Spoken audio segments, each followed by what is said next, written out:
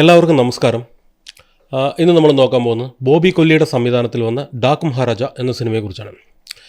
ഈ സിനിമയുടെ കഥയെക്കുറിച്ച് പറയുകയാണെങ്കിൽ, അതായത് പടത്തിൻ്റെ തുടക്കത്തിൽ വന്നിട്ട് ഒരു ജയിലിൽ വന്നിട്ട് ഒരു വലിയ തീവ്രവാദി ഉണ്ടാവും. ആ തീവ്രവാദിനൊക്കെ വന്നിട്ട് അവിടെ ജയിലിലിരുത്താൻ പാടില്ല, അയാളെ വന്നിട്ട് തിഹാർ ജയിലിലേക്ക് മാറ്റണം എന്ന് പറയുന്നു. ആ സമയത്ത് വന്നിട്ട് വണ്ടിയിൽ വന്നിട്ട് മാറ്റി ഇവർ ട്രാവൽ ചെയ്തുകൊണ്ടിരിക്കുന്ന സമയത്ത് ഒരു തീവ്രവാദ ഗ്രൂപ്പ് വന്നിട്ട് അവർ അറ്റാക്ക് ചെയ്യും. അവിടുന്ന് വന്നിട്ട് ആളെ ഇറക്കി കൊണ്ടുപോവുകയും ചെയ്യുന്നു. ആളാരാന്ന് വെച്ച് കഴിഞ്ഞാൽ നമ്മുടെ കഥാനായകനായ ബാലയ്യ.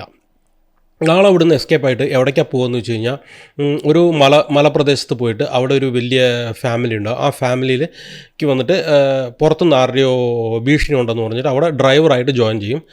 അപ്പോൾ ആ ഫാമിലിക്കും ഇയാൾക്കും എന്താണ് സംബന്ധം, എന്തിനാണ് അവിടെ വന്നത്, ബാലയ്യ എങ്ങനെ തീവ്രവാദിയായി എന്നൊക്കെയുള്ളതാണ് ഈ പടത്തിൻ്റെ ഒരു കഥ.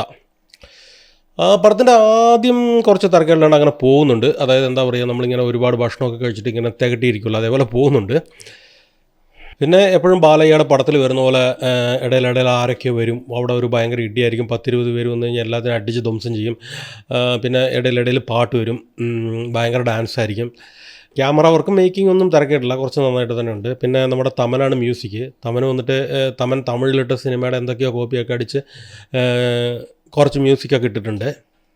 ശരി, മ്യൂസിക് എന്തോ സിനിമാറ്റോഗ്രാഫി എന്തോ അതൊക്കെയാണ് നമ്മൾ കാണാൻ വന്നത്. അതേപോലെ എന്താ പറയുക, ജയിലർ സിനിമ വരുന്നുണ്ട്, വിക്രം സിനിമ വരുന്നുണ്ട്, അതൊക്കെ ഇടയിൽ വരുന്നുണ്ട്. അതൊക്കെയാണ് നമ്മൾ കാണാൻ വന്നത്. നമ്മളാരെ കാണാൻ വന്നത്? നമ്മളൊരു സൂപ്പർ ഹീറോനെ കാണാൻ വന്നതാണ്. അങ്ങനെ ഫസ്റ്റ് ഹാഫ് കഴിഞ്ഞപ്പോഴത്തേന് സെക്കൻഡ് ഹാഫ് വളരെ അതായത് ഉറക്കം വരാൻ തുടങ്ങി.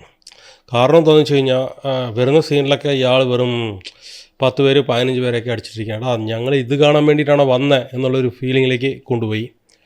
ചേടാ, ഞങ്ങൾ കാണാൻ വന്ന സൂപ്പർ ഹീറോയുടെ പടമാണല്ലോ. ഇയാളുടെ വീട്ടിൽ നിന്ന് വന്ന